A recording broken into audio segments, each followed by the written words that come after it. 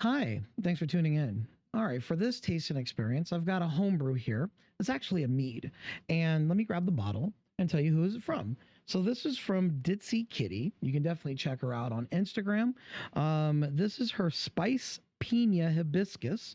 It's called a sparkling mead, and I like this 16% alcohol by volume. Now, just a little backstory about this particular item. This was given to me because Ditzy Kitty came over one day. I was selling some of my beer equipment, and she came in for some containers for her brewery out of her house, and that's how we met. And so she brought me this mead as a say, thank you, and I thanked her for taking the equipment to go to a good home.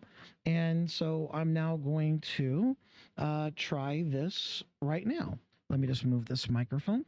So I'm excited. So again, check her out on Instagram, please. I'll leave her link below of this video so you guys can check her out. All right, here we go.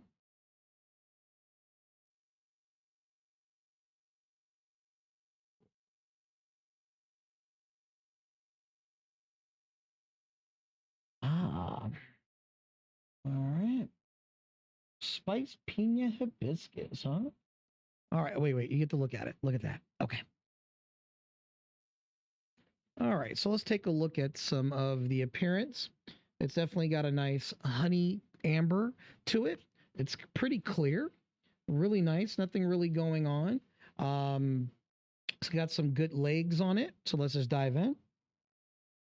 Ooh, those spices are Christmassy. Cinnamon, nutmeg. I'm gonna go with allspice. It's got some nice like things that you would find in like a mold, an apple mulling. Um, I also get a little bit of some of the honey, but for me, it's tricking me, making it smell like apple-cobbler. Now, as far as if we're looking at the label here, the hibiscus or the pineapple, I'm not, it's there, but because of the spices and the meat itself, it's kind of making your senses do a trick here. But the floral notes are really clean. That honey is clean. And as far as that pineapple, that's probably where I'm getting this apple situation from. But it's wonderful on the nose.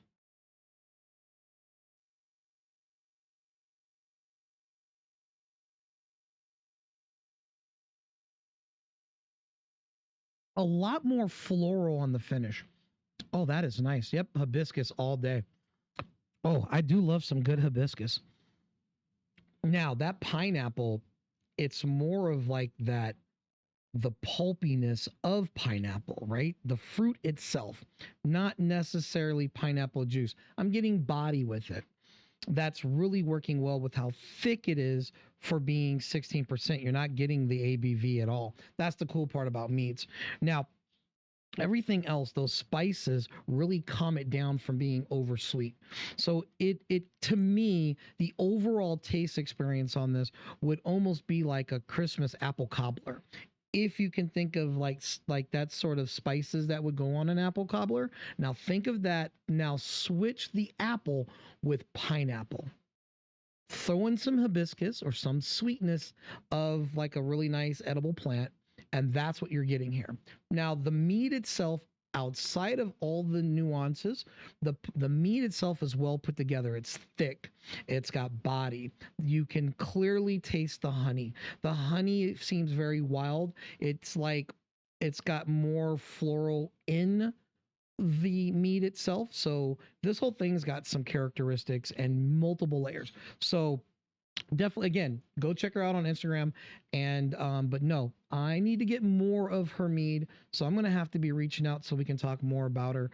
But yeah, for as far as this homebrew goes, she's dope. And if you check out her Instagram, you'll know that she's actually in our community, in the homebrewing community, the mead community, and she is out there making waves. So from me to you guys, um, keep your eye out on her. And if you guys can get you some of her mead, please do. And until next time, guys, thanks. And Ditzy Kitty, thanks again.